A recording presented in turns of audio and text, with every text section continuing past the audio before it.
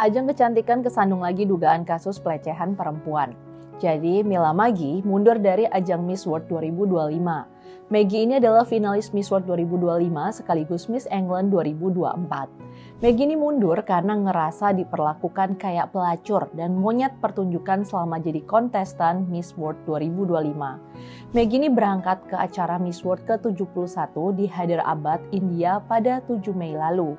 Dia berangkat bareng kontestan dari negara lain untuk menjalani rangkaian kegiatan pra-kompetisi.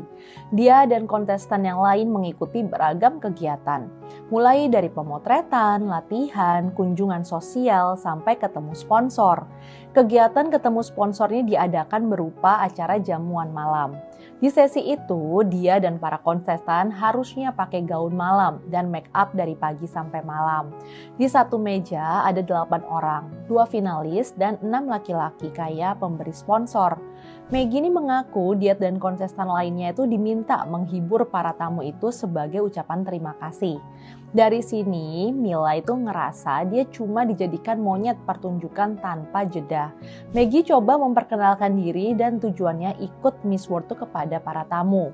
Tapi mereka terlihat nggak tertarik dan malah mengalihkan percakapan ke topik yang nggak pantas. Maggie yang menyadari akan hal itu akhirnya nelepon ibunya sambil nangis.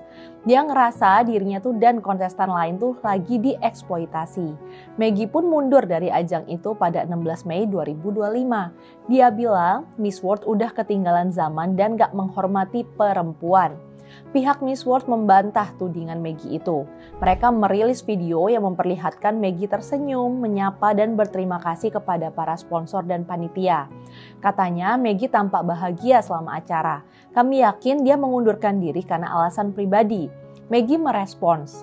Menurutnya, video itu hanya potongan yang disengaja dan gak menggambarkan penderitaan atau rasa tidak nyamannya yang sebenarnya. Maggie berharap Miss World bisa berubah jadi lebih baik.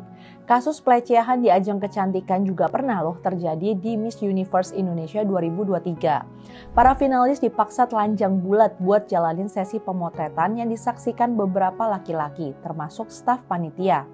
Ada 7 finalis yang melapor kasus itu ke Polda Metro Jaya pada 7 Agustus 2023 atas tuduhan pelanggaran Undang-Undang Tindak Pidana Kekerasan Seksual atau TPKS. Chief Operating Officer Miss Universe Indonesia 2023 Andaria Sarah Dewia pun ditetapkan sebagai tersangka. 2 kasus di atas semakin mematahkan citra positif yang selama ini melekat pada ajang kecantikan perempuan. Di depan kamera, kompetisi ini terlihat seperti ajang pemberdayaan perempuan. Tapi di belakang layar kompetisi ini punya sisi gelapnya, tekanan fisik, emosional, dan eksploitasi perempuan. Ditambah pembelaan diri yang dilakukan penyelenggara yang terkesan gaslighting, seperti yang dilakukan penyelenggara Miss World. Bukannya menyelidiki lebih dalam, pihak Miss World ini justru merilis potongan video Maggie tersenyum dan menyebut pengunduran dirinya karena alasan pribadi.